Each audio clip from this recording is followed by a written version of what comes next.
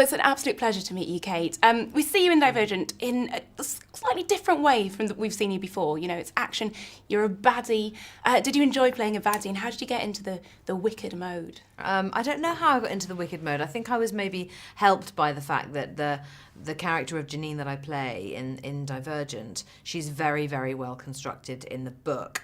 And so for me in particular, I just sort of soaked up all of that. But I loved it. I loved being slightly intimidating. I loved walking on set for the first day, and they'd already been filming for 17 weeks, and they were all clearly a little bit intimidated. I think both by the Janine part of it, and perhaps that I had suddenly turned up. I don't know why. I seem to have this effect on people that get really scared.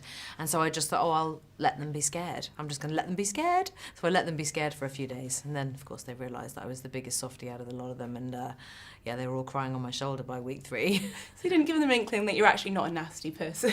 No, I didn't. For the first couple of days, I really just let them think that I was horrible and was there to intimidate and destroy. It worked.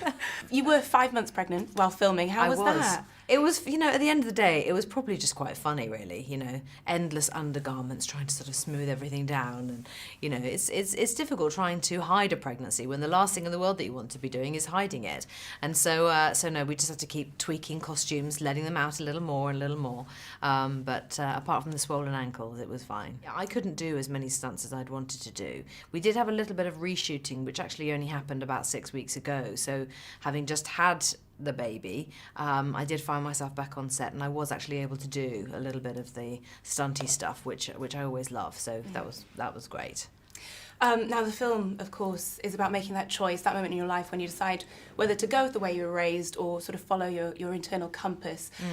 I know it well, that moment when you kind of decide you want to rebel a little bit. Did you ever rebel? I never really had that rebellious moment. I was quite an independent teenager, but also I was working. I started working when I was about 15, 16, and so I think when you're out in the world, you have to be responsible and you have to sort of take care of yourself. So perhaps now, actually, in playing a baddie in Divergent, maybe I'm finally rebelling. Maybe this is my channeling my inner bitch moment.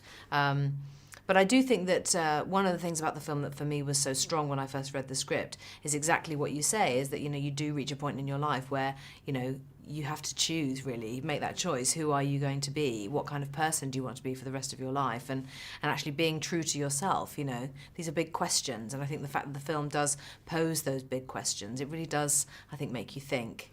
And I love that. Will your kids be watching Divergent? They've seen it and they loved it. They really loved it, and they had lots of questions afterwards, really intelligent questions, which I liked.